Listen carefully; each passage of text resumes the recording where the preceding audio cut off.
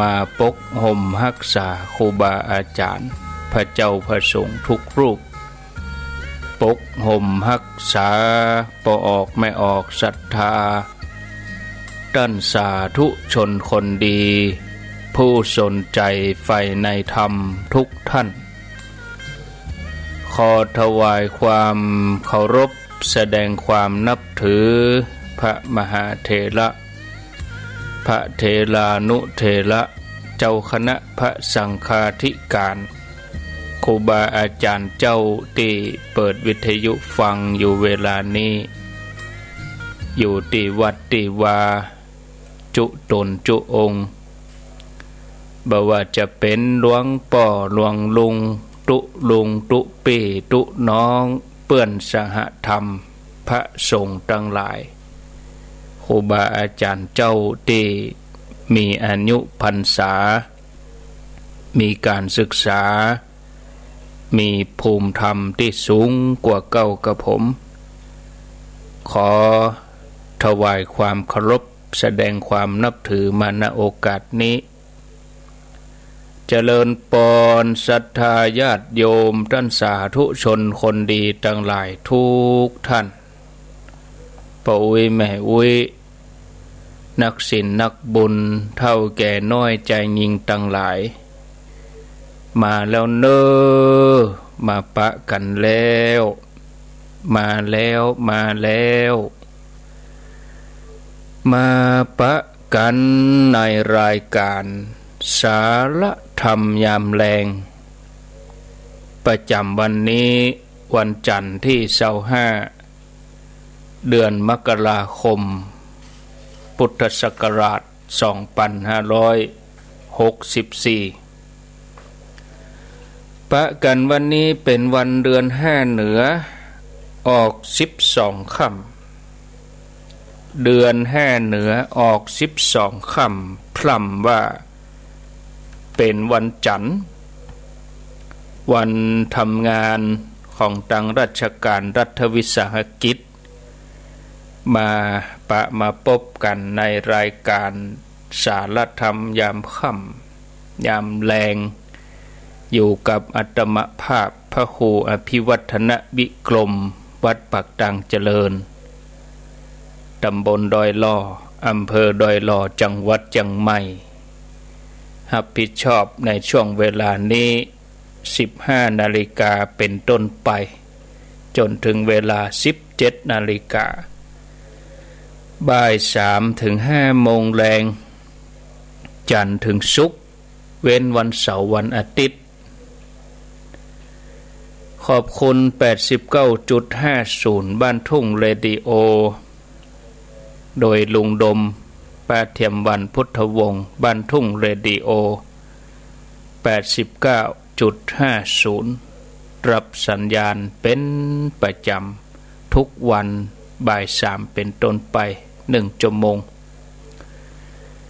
ญาติโยมฟังทางฝ่ายหินก็ 104.50 สถานีวิทยุสสวย่อมาจากสถานีวิทยุเพื่อการศึกษาพระพุทธศาสนาและวัฒนธรรมตั้งอยู่ที่วัดฝ่ายหินตำบลสุเทพอำเภอเมืองเชียงใหม่เมืองฝางกะที่ FM 100.25 สถานีวิทยุคณะสงฆ์อำเภอฝางตั้งอยู่ที่วัดพระบาทอุดมน้ำบ่อสาวาสำนักวิปัสสนาบัดเต่าแต่นั้นก็ที่ FM 98.75 คลื่นธรรมะของชุมชนตั้งอยู่ที่วัดห้วยตองซักตำบลขวงเปาอำเภอจอมทองจังหวัดเชียงใหม่ก็ขออนุโมทนาในเมตตาปรมีธรรมของครูบาอาจารย์ที่เปิ้นได้อยู่ดูแลเฝ้าสถานีเจ้าหน้าที่ฝ่ายเทคนิคทุกที่ทุกแห่งก็ขออนุโมทนาบุญด้วยทางเมืองน่านกะที่ 91.50 วิทยุชุมชนคนนาน้อยอำเภอนาน้อยจังหวัดน่าน คนไทยที่นับถือพระพุทธศาสนาบ่ว่าอยู่ที่ไหนก็จะหาโอกาสทำบุญอยู่เสมอในวาระโอกาสสำคัญหรือแม้กระทั่งการใส่บาตรทำบุญทุกเจ้าการเปิดวิทยุฟังรายการธรรมะก็ถือว่าเป็นการได้ทำบุญอย่างหนึ่งการทำบุญที่นิยมกันนักทำกันนักก็คือการทำสังฆทานยิ่งเจ้าพุทธคนไทยเฮาบางทีอยู่ไกลอยู่ต่างประเทศเปิ้นก็ชอบทำสังฆทานนักกว่าการทำบุญอย่างอื่นรวมถึงการใส่บาตรฟังเทศน์ฟังธรรมส่วนหนึ่งก็เพราะว่าสังฆทานนั้นสามารถทำได้ตลอดบัดแต่นั้นก็ยังมีความเชื่อว่าสังฆทานมีอานิสงส์นักยังได้ก็ตามถึงวันนี้ญาติโยมความเข้าใจที่บ่ถูกต้องเกี่ยวกับสังฆทานก็แพร่หลายกว้างมากมายนักขึ้นก็คือเข้าใจว่าหมายถึงการถวายแก่พระสงฆ์ถ้าถวายแก่พระรูปใดก็ถือว่าเป็นสังฆทานทั้งนั้นแต่ความจริงแล้วการถวายทานแก่พระรูปใดรูปหนึ่งอย่างเจาะจงบ่รวมห้องว่าสังฆทานแต่ว่าเป็นปาติบุคลิกทานสังฆทานก็หมายถึงการทานแก่พระสงฆ์เป็นคณะโดยที่บ่เจาะจงรูปใดรูปหนึ่งคำว่าสงฆ์นั่นหมายถึงหมู่คณะหมู่สงฆ์บ่ได้แปลว่าพระภิกษุแปลว่าคณะสงฆ์อย่างที่เข้าใจกันการถวายแก่สงฆ์หรือพระรวมถึงคณะอันนี้ก็เป็นบุญกิริยาวัตถุที่พระองค์ได้ทรงตรัสไว้มีอานิสงส์นักกว่าการถวายแก่บุคคลที่เจาะจงแม้ท่านนั่นจะเป็นถึงอริยบุคคลก็ตามดังมีพุทธพจน์ที่ว่าเฮาบ่หารว่าของที่ฮื้อแก่บุคคลหรือว่าปาติบุคลิกทานมีผลนักกว่าของที่ได้ฮื้อแก่สงฆ์ในคุถกนิกายวิมานวัตถุซึ่งเป็นส่วนหนึ่งของพระไตรปิฎกได้อู้ถึงเรื่องการปบปะระหว่างเทพธิดากู้หนึ่งซึ่งเคยเป็นพี่น้องกันในอดีตชาติปางก่อนเทพธิดาผู้เป็นปี่ชื่อว่านางภัทรามีความสงสัยว่าเหตุใดตัวเองถึงไปเกิดในสวรรค์ชั้นต่ำกว่าน้องทั้งที่ตอนที่เป็นมนุษย์ตัวเก่าก็ถวายทานแก่พระสงฆ์ถวายทานกับภิกษุเป็นประจำเทพธิดาผู้เป็นน้องชื่อว่าสุภัทราตอบว่าอันนี้ก็เป็นเพราะว่าตนได้ถวายสังฆทานคือถวายทานแก่หมู่สงฆ์มีผลนักจนอาจประมาณบ่ได้ว่ามีอยู่เท่าใดส่วนผู้ปี่นั่นถวายแก่ภิกษุโดยความเลื่อมใสเป็นรายบุคคลจากนั้นก็เลยมีผลบันนักและการสำคัญประการหนึ่งของพระพุทธศาสนาเปิดให้ความสำคัญแก่หมู่คณะหรือว่าส่วนรวมนักกว่าตัวบุคคลส่วนหนึ่งก็เพราะว่าพระพุทธศาสนาหรือพระธรรมคำสอนนี้จะยั่งยืนสืบต่อไปได้ก็เพราะอาศัยหมู่คณะบ่ใช่เฉพาะบุคคลหรือว่าคนใดคนหนึ่งแม้ผู้นั้นจะเป็นผู้มีคุณวิเศษต่อใดก็ตามแต่ก็ต้องมีอันเป็นไปบ่วันใดก็วันหนึ่งการฝากพระศาสนาไว้กับคนใดคนหนึ่งก็เลยเป็นเรื่องที่เสี่ยงตรงกันข้ามกับหมู่คณะที่มีการสืบต่อกันเป็นเวลายาวนานการให้ความสำคัญกับหมู่คณะนักกวดตัวบุคคลนี้ก็ทำให้พุทธองค์ส่งเสริมสังฆทานนักกวดปาติบุคลิกทานดังนั้นพระองค์ได้ทรงบำเพ็ญเป็นแบบอย่าง อย่างเมื่อตอนที่นางประชาบดีโคตมีนำผ้าไตรที่ตัดเย็บมาด้วยตัวเองมาถวายพุทธเจ้าพระองค์ปฏิเสธและพระองค์ก็ตรัสว่าดูก่อนนางประชาบดีโคตมีโปรดถวายแก่สงฆ์เตอะเมื่อท่านถวายแก่สงฆ์ทั้งเราและสงฆ์จักได้รับการบูชาถ้าเราเข้าใจความหมายที่แท้ของสังฆทานเราจะบ่มุ่งทำบุญเป็นรายบุคคลบ่ได้เจาะจงที่เกจิอาจารย์เจ้าอาวาสหรือว่ารูปใดรูปหนึ่งเท่านั้นแต่ยังจะให้ความสำคัญอุปถัมภ์พระสงฆ์ทุกรูปในวัดซึ่งเท่ากับการสร้างศาสนทายาทเพื่อสืบทอดภารกิจของพระศาสนาหรือเจ้าอาวาสหรือผู้ที่เป็นพระสุปฏิปันโนหลังจากที่ท่านละสังขารไปแล้ว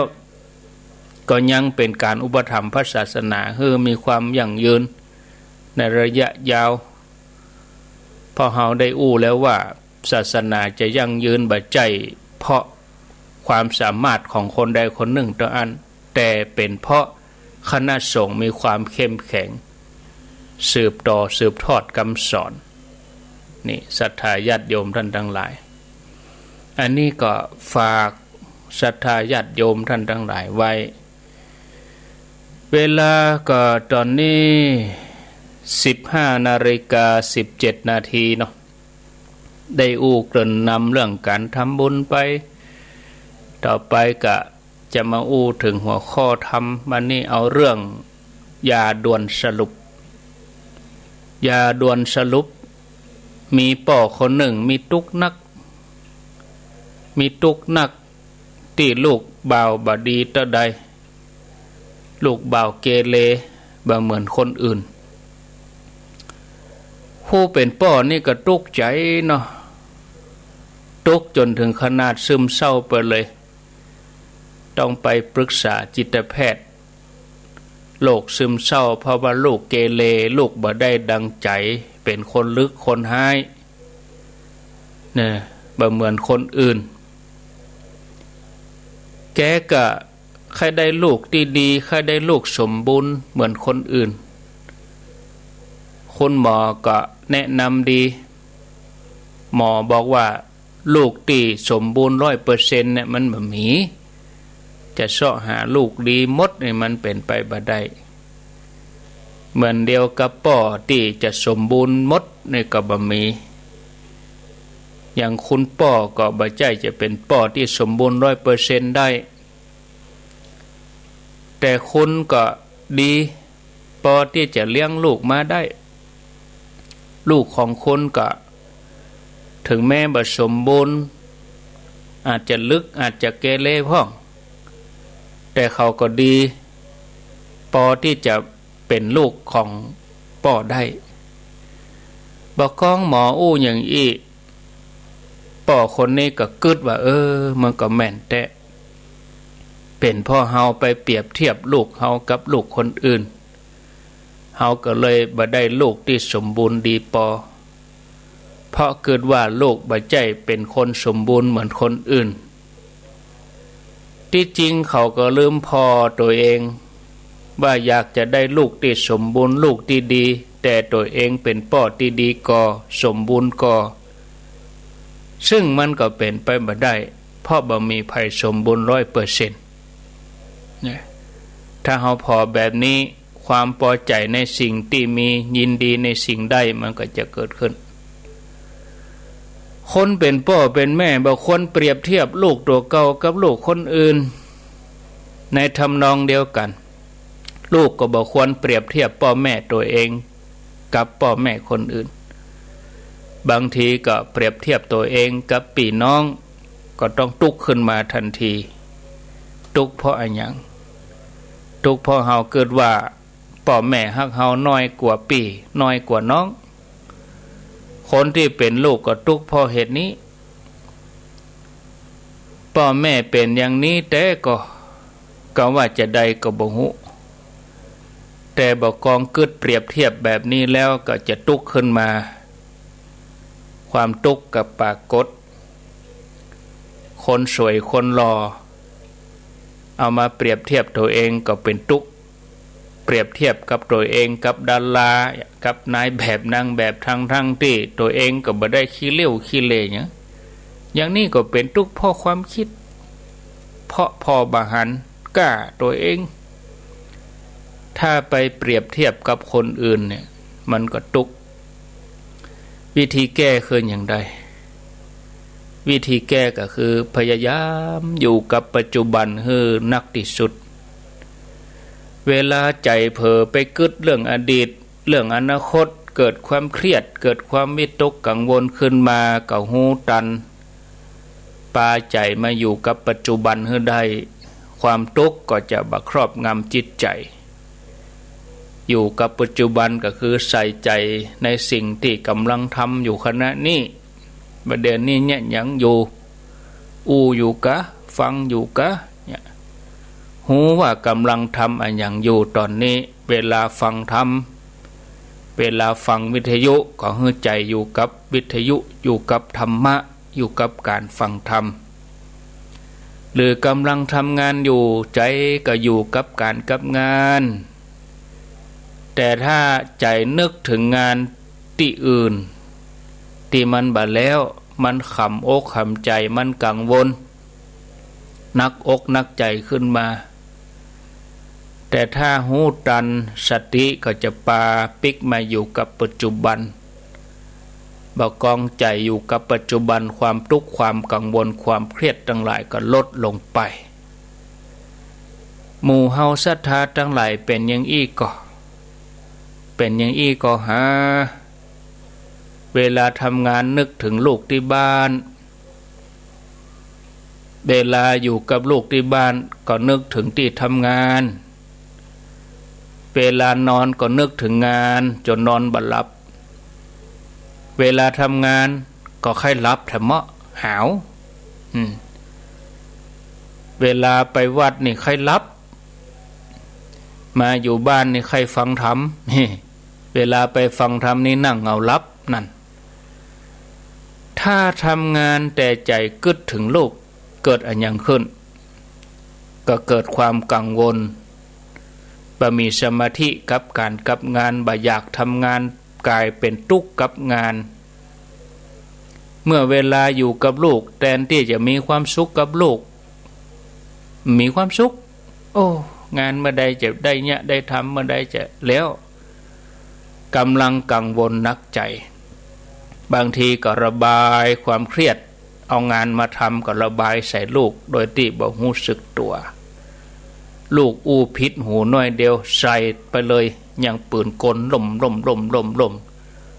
ลูกบ่ได้ฟังอย่างสักอย่างตวาดใส่ลูกที่จริงแล้วเนี่ยก็บ่ได้โคตรอะไรอย่างนะแต่ว่าเครียดเพราะนึกถึงงานที่กำลังสุ่มอยู่หั่นลุมเล้าอยู่หั่นท่านผู้ฟังญาติโยมมันจะง่ายขึ้นถ้าเฮาปาใจเฮามาอยู่กับปัจจุบันเวลาทำงานใจก็อยู่กับงานจะไปฟังนึกถึงนั่นถึงนี่นึกถึงลูกถึงเต้าเตื้อใจมันจะลอยงานออกมาก็บ่มีคุณภาพพอนึกไปก็บ่มีประโยชน์เฮาทำอะไรอย่างบ่ได้มีแต่จะทำให้กังวลบ่ได้บอกกองอยู่กับลูกก็ต้องเอาใจอยู่กับลูกนั้นนะบ่ใจอยู่แต่ตัวต่ออันวางงานไว้ก่อนเวลานอนก่อนนอนตื่นขึ้นมาจะได้มีบ่ามีแห้งมีกำลังวังชามีความสดชื่นทำงานได้โดยที่บ่ต้องห่วงกังวลบ่ต้องห่วงเหงาเฮานอนชีวิตมันจะง่ายขึ้นแล้วก็มีความโปร่งเบาสบายเพียงแต่เฮาเอาใจอยู่กับปัจจุบันขณะเดียวกันเฮาก็ต้องหูเต่าตันความคิดที่มันปรุงแต่งเข้ามาในทางลบหันอันอย่างอยู่ตรงหน้าก็จะไปฟังด่วนสรุปถึงแม้ว่าเป็นสิ่งที่เฮาบ่พอใจจนเฮากึดเฮาคล้อยตามไปอย่างนั้นก็ดีมีหมอคนหนึ่งทำงานขยันแต่เนอะหมอคนนี้มีความขยันหมั่นเพียร หมอคนนี้เล่าว่ามีละอ่อนอายุประมาณ5-6 ขวบละอ่อนคนนี้ป่วยหนักป่อก็เลยพามารักษาที่โรงยาที่โรงพยาบาลเขาก็เอาใจใส่ดูแลอย่างดีหมอก็บอกให้ป่อของละอ่อนว่ากูเจ้าเวลาหมอมาตรวจให้ป่อเนี่ยอยู่กับหมอด้วยเนอป่ออยู่ตัวนี้เพราะว่าป่อจะได้ซักถามอาการลูกจะได้บักกังวลเพราะว่าละอ่อนน้อยอยู่5-6 ขวบป่ออยู่ด้วยหมอนี้ป่อจะได้ถามอาการอย่างใดเป็นอย่างใดแล้วก็แถมอย่างหนึ่งก็หมอก็จะได้แนะนำให้ป่อด้วยว่าควรดูแลลูกอย่างใดถึงเวลาเปิ้นก็จะนัดมาผ่านไปหลายวันก็มีวันหนึ่งหมอเปิ้นก็มาตรวจละอ่อนคนนี้แถมละอ่อนคนนี้ได้นอนห้องยาหลายวันเพราะว่าต้องสังเกตอาการถึงเวลาหมอเปิ้นเข้าเวรเปิ้นก็มาตรวจหมอเปิ้นกำชับว่าเวลาหมอมาตรวจเนี่ยให้ป่ออยู่ตัวเนอจะไปไหนจะได้ถามว่าลูกนักเบาก็ลูกไอลูกจามลูกอย่างใดแถมอย่างหนึ่งก็จะได้แนะนำอย่างนั้นอย่างนี้เจ้าวันหนึ่งหมอมาตรวจพอบาหันป่อหมอก็บ่ไข้พอใจป่อนี่ไปไหนบ่อยู่กับลูกตกแถมเจ้านึงก็เหมือนเก่ามาตรวจแถมก็บ่หันหน้าป่อนี่หมอก็ว่าก็ป่อนี่ยังใดนี่บ่ได้ใส่ใจลูกก็ยังบ่อยู่กับลูกนี่ป่อคนนี้ยังใดนี่นะบ่มีความรับผิดชอบโลนี่ทั้งที่ลูกป่วยนักเนี่ยเป็นจะได้บ่อยู่ใกล้ลูกอันนี้ถึงเวลามาตรวจแมลงเพิ่นจะตรวจ2 เวลาแม่เจ้ากับแมลงแม่เจ้านี่ปะหลายเจ้าแล้วนะแต่แมลงมาปะใส่ป่อนั่งอยู่ข้างเตียงหมอนี่ก็เลยถามเปล่าว่าโอ้คุณนี่บ่มีความรับผิดชอบนี่เอาลูกมาละมาขวางนี่ทำไมถึงบ่ดูแลลูกหมอย้ำแล้วใจกะว่าเวลาหมอมาตรวจเนี่ยคุณป่อเนี่ยอยู่ตัวนะหมอจะได้ถามอาการแล้วก็บอกว่าจะเนี่ยใดป่อก็ก้มหน้าฟังหมอตำนี้อยู่จัดเหมือนหมอก็ว่าจัดนักว่าสปะหมอนี่นะยังมาอยู่ตัวนี่แต่นี่ป่อก็ยกมือไหว้ขอโทษหมอแล้วก็บอกว่าผมขอโทษครับคุณหมอว่าพอดีเข้าที่ผมเอามาลูกบ้านมามันหมดจะสตางค์จะไปซื้อข้าวก็บ่มีผมบ่มีข้าวกินครับ3-4 เจ้าก็เลยออกโรงยาเข้าไปวัดไปขอเข้าตู้ลุงกินวัดอยู่ข้างโรงยานี่ครับกว่าจะได้กินข้าวก็ต้องรอพระคุณเจ้าเปิ้นฉันเสร็จก่อนครับบอกกองพระคุณเจ้าเปิ้นฉันเสร็จแล้วเปิ้นก็เอาเข้ามาปั่นให้ผมก็บ่ฮู้จะตอบแทนอย่างใดผมก็เลยล้างบาตรล้างถ้วยจ่วยวัดกวดเพลเมื่อเนี่ยการวัดแล้วหมดก็เป็นการตอบแทนเข้าน้ำตีตุลุงฮื้อวะแล้วก็เข้าโรงยาฝั่งมาหาลูกมาหาหมอก็ป้อขวายแล้วครับอันนี้โอ้หมอบอกกองได้ยินอย่างอีก็เสียใจเนาะรู้สึกผิดทันทีที่ไปต่อว่าเฮ้อป่อที่จริงเขาเป็นคนที่น่าอินดูนะเพราะความทุกข์ความยาก แบบมีแม้กระทั่งเงินจะซื้อเข้ากินเนี่ยมีนะญาติโยมยุคเดียวสมัยเดียวนี้สาเหตุที่หมอไปต่อว่าก็เพราะว่าไปด่วนสรุปคนเฮาบางทีอันยังก็จ้างจะไปด่วนสรุปกันเตื้อยังบ่ตันท่องตันถามมันยังบ่ถามสี่ถามห้าก็บ่ควรไปต่อว่าบ่ควรไปด่วนสรุปว่าให้เขาบ่มีความรับผิดชอบต่อลูกหลายคนเป็นอย่างนี้แม่นก็ไปต่อว่าคนอื่นทั้งที่บ่ฮู้ความจริงแต่ด่วนสรุปไปแล้วว่าเขาเป็นอย่างนั้นเขาเป็นอย่างนี้แย่อย่างนั้นอย่างนี้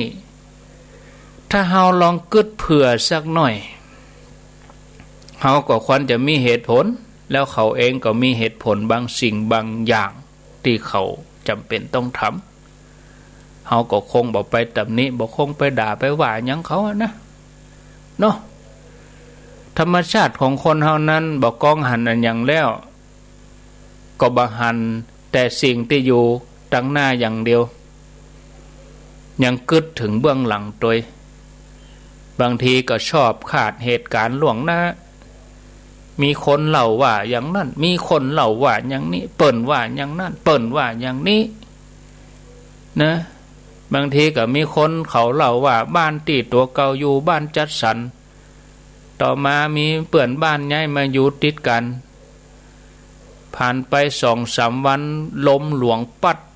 ทำให้ไฟฟ้าดับถึงหมดหมู่บ้านสักกำเปื่อนบ้านก็มากดกิ่งที่หน้าบ้านเฮาถามว่ามีไฟฉายก็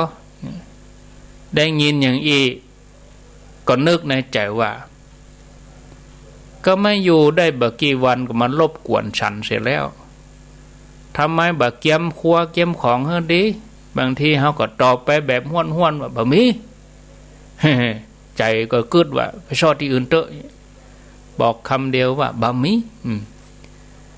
เพื่อนบ้านคนนั้นก็เลยหยิบไฟฉายจากกระเป๋ามายื่นมาให้แล้วก็บอกว่าเอาอันนี้ไปใจก่อนเพื่อจะมีประโยชน์ที่จริงเปิ้นบ่ใช่มายืมไฟฉายนะไฟฟ้าดับเปิ้นเอาไฟฉายมาให้หันบ้านเฮามืดเปิ้นมาถามว่ามีไฟฉายก็เฮาไปด่วนสรุปว่านึกว่าเปิ้นมายืมไปตอบแบบบ่พอใจว่าบ่มี คนที่มานะก็จกเอาไฟฉายไถมันมายื่นให้เฮานี่ถ้าเฮาเจอเหตุการณ์อย่างนี้เฮารู้สึกผิดขึ้นมาก็เฮาลงตำหนิคนอื่นทั้งที่เฮาบ่ฮู้ความจริงนะว่าเปิ้นมีน้ำใจเปิ้นห่วงใยว่าไฟฟ้าดับเฮาจะบ่มีไฟส่องหันส่องนี้บัดนี้คนเฮาเป็นอย่างอี้กันนักเวลาไผมาถามอย่างอี้ก็คิดว่าเปิ้นจะมาขอแต่ที่จริงแล้วเปิ้นอาจจะมีน้ำใจช่วยเหลือเฮาก็ได้ฉะนั้นเฮาบ่ควรจะด่วนสรุปถึงแม้ว่าเฮาจะมีความคิดหรือว่าเฮาสรุปล่วงหน้าแล้วเฮาก็ต้องรู้จักทักท้วงความคิดตัวเองจะไปเชื่อความคิดตัวเองล่ำไปเหียหมดเฮาพิจารณาว่ามันเป็นเพียงแค่ความคิดมันบ่ใช่ความจริงความจริงอาจจะบ่เป็นอย่างอันก็ได้ถ้าเฮาเผื่อใจไว้เฮาต้องทักท้วงความคิดตัวเองพ้องก็จะช่วยให้เฮาบ่เผลอไปทำอันหยังผิดพลาดเกิดความเสียหายขึ้นมานอกจากจะช่วยบ่ให้เกิดความทุกข์แล้วเฮาก็บ่ต้องไปขัดแย้งกับไผป้องกันบ่ให้เฮาเกิดความเดือดร้อนร้อนใจท่านผู้ฟังทั้งหลายนะมีเรื่องเกี่ยวกับจังหวัดจังหวาเหมือนกันนะมีพระคุณเจ้าอยู่วัดภูเขาทองเจ้าวาดที่วัดภูเขาทองวันหนึ่งมีคนปาพระใหม่มาอยู่กับท่านแล้วก็ปามาบอกว่าพระใหม่เนี่ยเป็นน้องบ่าวท่านก็แนะนำให้ปฏิบัติธรรมเดินจงกรมสร้างจังหวะซ้ายย่างนอขวาย่างนอจังหวะที่1 ยกหนอย่างหนเหยียบหนเนี่ยจังหวะที่สองเนี่ยแล้วก็พระรูปนั้นก็ทำไปได้2-3 วันก็มาขอซิกละบอกหลวงพ่อว่าหลวงพ่อผมมาบวชนี่บ่ได้มาบวชเพื่อเดินจงกรมวะแต่ที่มาบวชนี่เพราะว่าผมบวชแก้บน อ้ายเขมาบวชวะผมบวชแล้วบ่ได้นี่อยู่วัดมา2-3 วันน่ะหลวงพ่อให้ผมเดินจงกรมนี่โอ้บ่ม่วนเที่ยงยังผมอยู่บ้านผมบ่จะเนี่ยผมสบายเล่นไลน์เล่นเฟซอีวะประเด็นนี้ผมขอชิกครับหลวงพ่อนี่ทีนี้หลวงพ่อก็บ่ยอมให้ศึกบอกว่าไปเดินจงกรมต่อไปอยู่กับปัจจุบันนี่เดินจงกรมไปเดินจงกรมผ่านไป2-3 ชั่วโมงพระใหม่นี่ก็มาหาหลวงพ่อธรรมะหลวงพ่อผมเจ็บแข้งครับผมขอชิกว่าหลวงพ่อก็บ่ยอมแล้วก็เฮือปฏิบัติต่อผ่านไปสักบึ้นมาให้มะยืนยันคำเดิม ไม่เปลี่ยนแปลงอีว่าจิตใจมั่นคงคือศึกแน่นอนนี่นะขอชิกกันนี่หลวงพ่อว่าหลวงพ่อก็ถามว่าอันยังปาเฮือคุณมาหานี่อันยังปาเฮือท่านมาหาผมพระรูปนั้นก็ว่าความคิดครับเดินจงกรมมันผมคิดตลอดว่าผมจะต้องมาหาหลวงพ่อนะนั่งบัลลังก์ที่1ก็เดียวแล้วนี่เขาจะไปหาหลวงพ่อกันไหมความคิดนำมาลูกนี่หลวงพ่อก็ย้อนถามไปว่าแล้วมันคิดแล้วมันต้องทำตามความคิดทุกอย่างก่อถ้าท่านทำตามความคิดทุกอย่างนี่มันก็แย่กะนะแล้วหลวงพ่อเปิดก็แนะนำให้พระใหม่รูปนั้นพอความคิดแล้วก็ทักท้วงความคิดตัวเองบอกกองได้ยินพระรูปนั้นก็เดินออกจากกุฏิโดยความบ่พอใจตังหยังไปขอซิกก็บ่ให้ซิกตุลุงตกมาเจ้า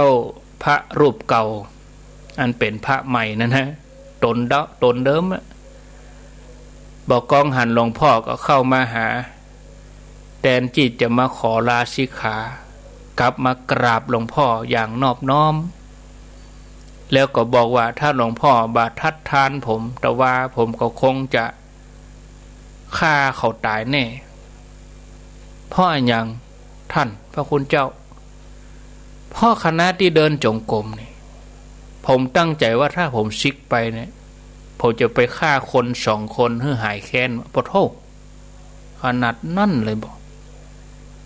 ช่วงที่เดินจงกรมผมบ้างแผนนะผมจะขับรถไปจนมันนี่ผมจะไปเกิดบุบมันผมจะไปเผาบ้านมันผมเกิดไปหมดหลวงพ่อครับอ๋อเป็นว่าที่เอามาบวชนี่คือมาบวชเพื่อสงบอย่างอี้บ่ให้ใจฟุ้งซ่านแต่เมื่อหลวงพ่อห้ามผมถึง3 เตื้อบอกว่าบ่ซิกไปเดินจงกรมแถม2 เตื้อ3 เตื้ออ๋อขอบคุณหลวงพ่อนะครับว่าที่แนะนำให้ผมว่าได้สติตัดสินใจบ่สึกปรากฏว่าพระใหม่ตนเนี่ยอยู่มาได้เป็น20-30 ปีแล้วญาติโยมทั้งหลายเอามาฟังเรื่องตึงหมอกับพระใหม่อันนี้เป็นอุทาหรณ์สอนใจกับมหันข่าวตะกี้แหมคนเฒ่าไปเบิกสตางค์6 ล้านวะ โดนพนักงานธนาคารเดือดหัวมันก็มองได้2 มุมเนาะคนเฒ่าเพิ่นอาจจะฟังหูเพิ่นบ่ดีกะพนักงานอาจจะอู้ดังกะก็ว่าอย่างใดก็ลงมาเบิกเงินก็เปิ้นฝากเงินถึง6 ล้านก็น่าจะเป็นลูกค้าดีอยู่ก็ฮู้อยู่บัญชีเปิ้นไปตลอดก็ลุงจะเบิกนะอันเข้าไปหาผู้จัดการไปนั่งห้องแอร์เย็นๆไปนั่งอู้เปิ้นก่อนเนาะบางทีเงินธนาคารมันบ่ตันลุงเฮ้ยลุงมาแจ้งวันนี้วันพุธน้องจะเตรียมไว้ให้เนาะวันนี้คงเบิกบ่ได้เตือนเจ้าก็แล้วไปอันนี้ไปด่าคนเฒ่ายึก เยอะใบแจ้งล่วงหน้าเงินใบต้มใบจะไปตัน อันนี้คือจะไปด่วนสรุปยาด่วนสรุปเมื่อคนไปซื้อล้นกันหานเปิ้นแต่งตัวมอซอน้อยเนี่ยบอกใครต้อนรับอันที่ใส่ผ้าดีๆเนี่ยเอาไปเจิญเข้าไปในห้องบนกินน้ำมีเหมือนกันเราเคยมีเหมือนกันเรามีคนเล่าให้ฟังปกสตางค์ไปนะเป็นถุงเลยสปายถุงอย่างเขาอย่าไปตรงไปลูบรถเปิ้นลูบรถเนี่ยพนักงานว่าลุงจะไปกำรถนะรถใหม่จะเป็นห้อยไปไกลๆไปลุงนี่ก็เตียวไปแหมกันอันนั้นกับพนักงานขายกับบอกอู้อย่างมาอู้ว่ารถคันนี้ออกปีนั้นรุ่นนั้นยังดีบัดแนะนำเสียงไล่คนเท่าไล่บะแป้กับเดี๋ยวเอารอพอมาไล่คนเท่านั้นกับบ้านเนี่ยเดี๋ยวไปแวดรถนั่นรถนี้เอามือหลุบโอ้รอพอมาไล่แหมครับลุงถ้าบะไปเดี๋ยวจะเอาตำรวจมาลากแขนไปเลยลุงนี่ก็เอาถุงใส่สตางค์นั้นจงฮั่นจะเอากันเนี่ย ล้านภายจะเอากันเนี่ยอย่าเอินนั่นแต่คนที่นั่งในห้องแต่งตัวดีนี่ผ่อนอยู่นะ ผ่อนระยะยาว80 เดือนนี่วะคนเฮาบางทีจะไปฝังด่วนสรุปกันเนาะที่เล่ามานี่เป็นอุทาหรณ์สอนว่าถ้าคนเฮาทำตามความคิดกูอย่างเนี่ยเฮาจะเหลวไหลเฮาจะลงเหวเฮาจะไปอบายเต่าใดมูได้พอความคิดที่มันบดีมันฟุ้งขึ้นมานะดีก็มีบดีก็มีความคิดเฮานี่ถ้าเฮาบ่ฮู้จักไตรตรองบ่ฮู้จักมีสติเฮาอาจจะถูกความชั่วครอบงำพาเฮาไปสู่หายนะอย่างคนจะทำอย่างสักอย่างมันก็ต้องความคิดครอบงำอย่างเรื่องน้องชมพู่นี่ก็กกอกเนี่ยที่ไหนหนองคายก็มุกดาหารก็เนี่ยเป็นเรื่องเป็นราวเรื่องวันเนี่ยก็เพราะมาจากความคิดทุกอย่างลุงพลนี่มือนี่มันได้2 อย่างได้เอาไปตีเปิ่นก็ได้ยกมือไหว้เปิ่นก็ได้วะเปลี่ยนไปเปลี่ยนมานั่นอันนี้เฮามาพอมันก็ได้ธรรมะนะญาติโยมทั้งหลายนะแต่พอบอกฮู้จักไตรตรองวันก่อนเนี่ยเอามือตีนักข่าวอยู่มือเฮานี่บ่เจ็บบ่ให้บ่ดีนะเอากำลูกกุ้ยตีเพิ่นก็ได้ก็ไปเข้าโรงพักแต่นั้นยกมือไหว้นี่มันเป็นเมตตานี่ถ้าเฮาถูกความคิดไฟต่ำอันบ่ดีครอบงำก็นำไปสู่หายนะนะถ้าเฮาทำตามความคิดทุกอย่างมันก็แย่เมื่อเฮามีความคิดเกิดขึ้นเฮาก็จะไปฟังเชื่อไปเหี่ยกุเรื่องไตรตรองใคร่ครวญโยนิโสมนสิการตรวจสอบทักท้วงหรือกึดเผื่อให้น้อยขณะที่เฮากึดไปในทางลบเฮาก็ลองกึดไปทางบวกพ้องเพราะความจริงอาจจะบ่เป็นอย่างที่เฮากึดก็ได้เวลามีเสียงเหมือนคนเตียวแหวดบ้านเฮาซอกแจ๊กเนี่ยเฮาจะไปปักใจเตื้อว่าเป็นเสียงคนเตียวอาจจะเป็นแมวเป็นหมาเฮาจะไปฟังดวนสรุปว่าเป็นมิจฉาชีพเป็นเฮาเผื่อเพราะอาจจะเป็นสัตว์อย่างอื่นเวลามีคนตักแล้วเฮาไปตักเขาบัดตอบเฮาจะไปฟังดวนว่าเปิ้นตึ้มหันเฮานะมีเหมือนกันนะบางทีเฮาพอเปิ้นมาหานะเฮาจะไปฟังดวนสรุปว่าโอ้น่าแย่ไปอย่าเปิ้นพอเฮาดูเฮาลองเผื่อใจว่ามันมีเหตุบางสิ่งบางอย่างเปิ้นอาจจะบ่ได้ยินเฮาก็ได้เปิ้นอาจจะบ่หันเฮาก็ได้เฮาคิดเผื่อไปตั้งหน้าบางทีเฮาอาจจะกังวลใจนะถ้าเฮาคิดนี่ความเข้าใจผิดมันจะบ่มีแล้วเฮาเองก็จะมีความทุกข์น้อยลงเนาะญาติโยม 15:45 นาทีโอ้ไปกะสัพเพเหระ ม่วนดีเนาะก็กำเดียวเฮาก็ช่วงที่2นั่นก็มาฟังต่อพระประเด็นนี้ก็ครั้งแห่ม15นาทีจะได้ลำลาที่ 89.50 บ้านทุ่งเรดิโอบ้านทุ่งเรดิโอก็ขอบคุณลุงดมเนอะเปิ้นอุตส่าห์สละเวลาฮือเนาะสละเวลาฮือก็ขอบคุณ0998366322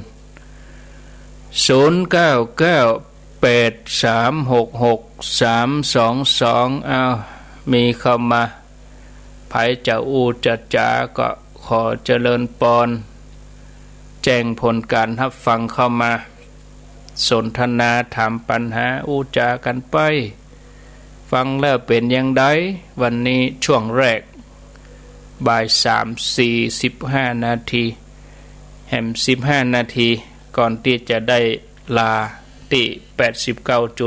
89.50 บ้านทุ่งเรดิโอรับสายก่อนเนาะเจริญปอนไว้สาครับพ่อโหจากน้องเบลเนาะโอ้วันนี้เข้าทางผมได้เลยครับว่านะเข้าทางทุกวันน้องเบลครับใช่ครับวันนี้เปลี่ยนวันเหมือนดังใจกะวันนี้ถูกใจผมเหมือนยังที่ใจกึดผมมีประสบการณ์ที่ไม่ขึ้นรถแดงนะครับวันกันก็เตือนกันมันส่วนใหญ่เพื่อนนะครับพออู้ผมหวั่นเข้าใส่นี่มีสปะไม่เบาแล้วคนตาบอดเนี่ยว่าอย่างนี้ครับมีสปะเนาะคือมันเข้าทางแล้วมันเข้าทางอดทนเอานะโอ้ยังผมไปยังไปการไปอย่างเงี้ยผมบริการเนี่ยบางคนก็เอาชาวบ้านที่ส่วนใหญ่ครับไปไหวเลยคือกำลังใจพระครูนะครับโมทนาเนอครับสาธุเจริญปนไหว้สาเจ้าท่านพระครูจะได้หมูจ้าผ้าขี้ริ้วห่อทองร้านแหลกเลยไม่ได้ขายใช่ไหมเพิ่นจะชื่อสดแท้ๆเป็นไล่เป็นได้อะไม่กำนี่รถจะเป็นห้อยเนี่ยบักขายกับบักซื้อได้ขายแล้วครับขายกับบักซื้อแล้วเนี่ยเอาอย่างแต่งตัวอิ่มมาบ่อนไปเดินนะจะได้ก็มีบ่ดอกคนเอาอ่ะชัดเจนดีนะเจ้าเจริญปอนจากที่ไหนจากจังใดติดแล้วปิดวิทยุเหี่ยก่อนเนาะนมัสการท่านพระครูตัวจากที่ไหนเดี๋ยวที่สันปะตองนี่เจ้าโอ้บ้านอย่างหาบ้านกลางวิวที่สันปะตองตำบลยุวานี่เจ้าอ๋อยุวาเจ้าฟังชัดดีที่ตอนที่2เนี่ยท่านจะไปออกที่ไหนก็เจ้าไหลที่ไหนก็ไม่ได้ยินได้งี้เนาะตอน2มีปุ่นออกฝ่ายหินเมืองฝางปุ่นนะอ๋อแหละได้ฟังชั่วโมงเดียวได้ฟังท่านครูส่งวันเนี้ยวันวันนั้นเนี่ยวันนั้นจะไปเปิดจับพอดีวันนี้ว่าบ้านทุ่งเรดิโอของก็ตึงวันบ้านทุ่งเรดิโอนี่ทุกวันจันทร์ถึงศุกร์ตึงวันนะมาเจ้าวันตั้ง3 โมงเลยเนาะมาเจ้าก็ตี 5กะมาเจ้านะเจ้าตี 5ถึง 7 โมงกะมาได้ยินไหนก็ได้มาได้ยินหนอมันจะได้ฟังกันตึงเมืองนี่อันนี้แสดงว่าฟังใหม่เนาะเจ้ากันนี้ก็ไหลไว้นี่เนอสีหมายไว้นี่แต่อันคุณเจ้าจังฟังตี 5ที่อันอย่างคนนี้น้ำบ่อหลวงเนี่ยที่บ้านอย่างคุณเนี่ยน้ำบ่อหลวงนี่อันอินเทอร์เน็ตเปิ้นรู้ได้3 วันละมันผูกก็น่าจะดีปึงแต่เจ้าบอกได้ยินเจ้าว่าเจ้าแปลกใจเนอะมันผูกก็น่าจะดีละนะเจ้านมัสการนะท่านพระครูอยู่ว่าฟังลุงดมเจริญปน เจ้าภาษาถัดประคูเจ้าอยู่ติ่นนายเจ้าอยู่เวียงป่าเป้าเจ้าเมกันทันเจ้าชัดเจนดีเนาะเจ้าชัดเจนดีเจ้าฟังกับโทรศัพท์เจ้าฟังทุกตนทุกองค์เจ้าเปิดเข้าถึงเทคโนโลยีเจ้า0998366322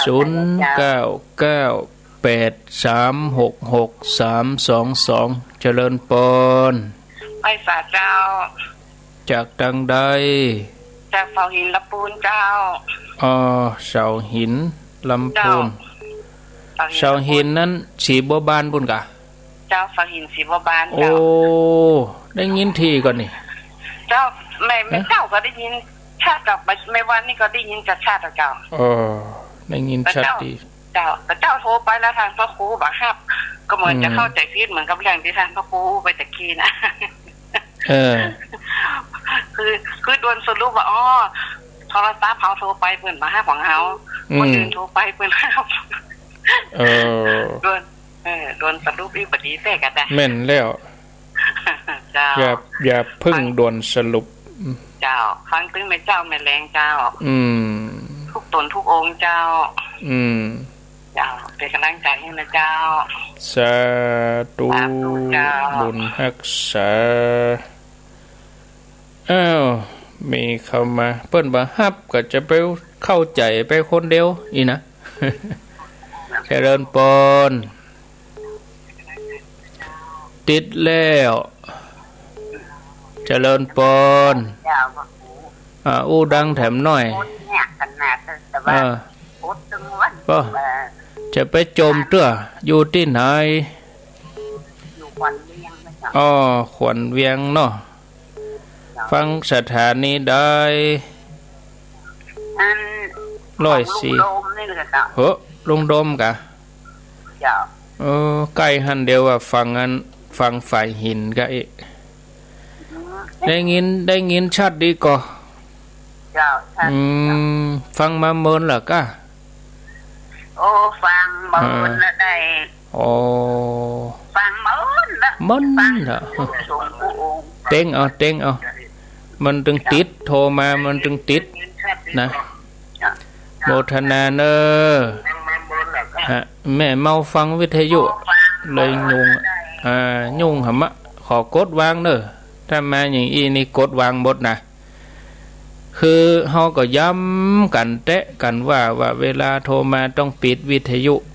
เนาะถ้าเฮาปิดวิทยุมันก็อดมันสูญกันนะฟังใครหู้เรื่องต้องอู้กับโทรศัพท์จะไปอู้กับวิทยุมันสัญญาณมันหน่วงไปขอบคุณเนออยู่ขวัญเวียงฟัง 89.5 โทรติดปุ๊บก็อู้จ่ากันเลยเจริญปนภาษาเจ้าจากที่ไหนศพเตี้ยเจ้าศพเตี้ยแม่บุญปันฟังอยู่เลยอันนี้เช้าสายบ่ายค่ำเนาะทุกเวลาฟังตลอดเลยโมทนาเจ้าวันพุธผมได้มาเนอะวันพุธนี่อันตุลุงยองจะแตนเพราะอาตมาก็3 โมงนี่จะไปเจียงไฮ้ละจะเดินทางไปเจียงไฮ้วันพุธนี่วันพุธบ่าย 3ก็5-6 โมงว่าจะถึงนะไปธุระหลายที่0998366322